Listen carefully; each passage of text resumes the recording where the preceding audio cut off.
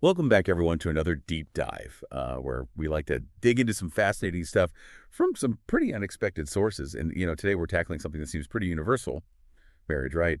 But the excerpts you sent over from the Urantia book, paper 82, specifically really paint this like way more complex picture than I think any of us were expecting. Yeah, you know what I found really interesting was how this source, it doesn't treat marriage as just like this romantic ideal or, just some religious thing. It's like it's presenting it as this social technology that's been evolving right alongside humanity since like the beginning. Yeah, it's like they come right out and say, marriage is not inherent in biologic evolution. And you're just like, wait, what were they doing back then? Well, the book talks about how early humans were, completely focused on survival and that family units.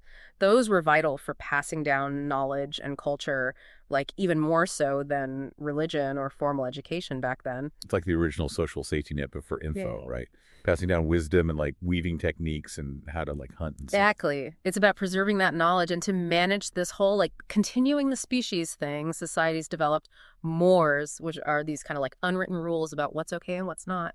And when you're talking about something as potentially like disruptive as mating and having kids, those unwritten rules become even more important. So I guess like those early marriage customs weren't about, finding the one or anything like we think of today. Yeah, the source really emphasizes how in those early societies that biological urge to reproduce, it wasn't always the all-consuming thing it became later on. It was handled differently. Okay, so like let's get into it. Yeah. What were they doing? The book mentions wife stealing being a rite of passage, and then there's bride prices where a woman's virginity was like a business transaction, and even trial marriages, but not the kind we think of, right? Right. It's wild to think about those practices now, but the source argues that even something like adultery being seen as property theft, not a moral failing that comes from wives being considered property. Even jealousy itself, the book says, it comes out of these evolving social norms, not just pure biology. So we're way more shaped by like the people around us than we realize. That's what's so interesting. And this all ties into how society started making rules about who you could and couldn't marry. And that's where things get really interesting, right? Yeah. Because then the book dives into marriage and race and even points out that like brother-sister marriages were totally accepted, even encouraged in some cultures. Yeah, like ancient Egypt, marrying within the royal family, even siblings, was seen as a way to keep that bloodline pure, to make sure the rulers had the most like ideal offspring. That's definitely different from how we see things now. It really shows how much what's considered acceptable has changed over time. Mhm. It's less about those specific practices and more about realizing how much these ideas about, desirable traits shaped marriage throughout history. Makes you wonder how those ideas about the ideal offspring continued to shape things as marriage evolved. I'm Oh, guessing there. that's where we're headed next. You got it. Next time we'll unpack how inbreeding and outbreeding, as they're discussed in the source, really molded those marriage practices. Okay, so we went from like wife stealing to straight up sibling marriage. That's quite the journey through history. But it sounds like the Urantia book is saying this wasn't just random chance or like weird cultural stuff driving these choices, right? Right. The source digs into this whole developing understanding of genetics. They even use the term dominant genes to talk about how some traits are more likely to show up when different groups mix. So we're getting into some early science here. How does the Urantia book connect that to marriage, though? It's kind of complicated, but basically they're suggesting that while mixing lineages could bring like new and beneficial characteristics, there's also a potential downside, especially when what they call inferior strains get involved. Inferior strains. That's some pretty strong language. Yeah. How should we understand that in the context of this source? You have to remember the language reflects the scientific understanding of the time it was written, right? Not about endorsing those terms today, but understanding their perspective.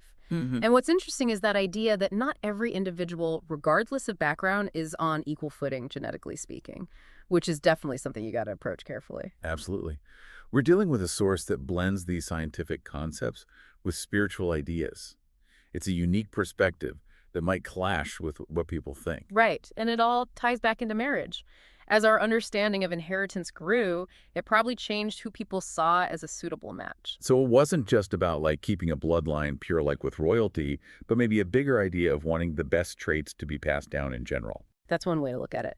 The Urantia book doesn't shy away from these trippy topics, which makes it a challenge, but also super rewarding. It makes us examine our ideas about love and relationships and how much of that is shaped by forces beyond just, our own choices. It's a lot to process. Before we go too far down the rabbit hole, though, I'm curious, how does the Urantia book view modern relationships, especially with all the cultural shifts happening now? That's where it gets really interesting. Remember how the source was all about marriage being this evolving institution? It sees that continuing today. So if ancient customs were about survival and managing lineage, what's driving the changes we see in marriage now? The source seems to say that as societies get more complex, so do the needs that marriage fulfills. It's less about just having kids and more about companionship, personal fulfillment, even navigating a world that's constantly changing. Yeah, we're talking technology, longer lifespans, totally different views on family. Yeah. It's a different world now. Exactly. And that's why the Urantia book's perspective is so interesting. It's telling us to look beyond just the individual and see the bigger societal picture of how we approach marriage and family now. What worked for one generation might not work for the next, so we need to keep talking about it and adapting. That's a huge shift from where we started. Yep. It makes you rethink this whole idea of settling down. But before I have a meltdown, I think we need to hear more about what the source actually says about navigating love and relationships today. Like, what guidance does it give people listening right now?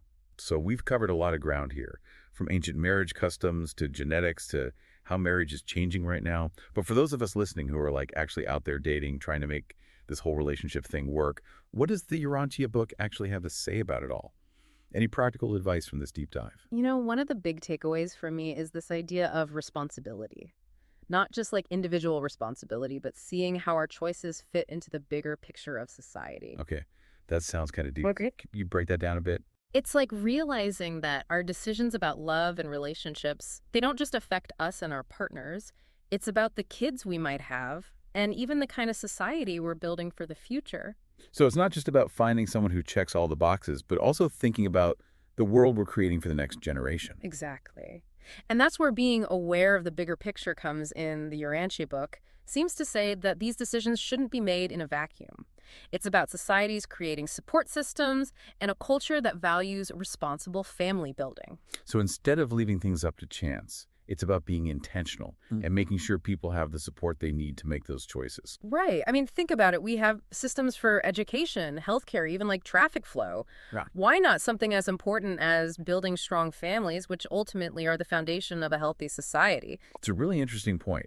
It challenges that whole marriage is a personal choice thing and suggests we need a more like community-minded approach. Yeah. And while the Urantia book has its own take on how that might look, the bigger idea is just having these conversations.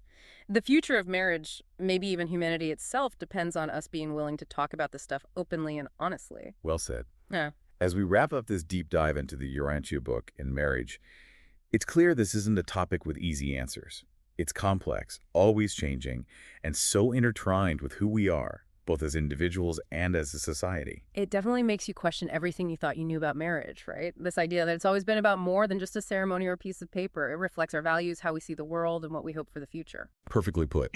And on that note, we'll leave you with this. What role do you want marriage to play in your life and in the world around you? It's a question worth thinking about as we navigate this ever-changing world of love relationships and finding connection. Thanks for joining us on this deep dive. Until next time, keep those minds curious.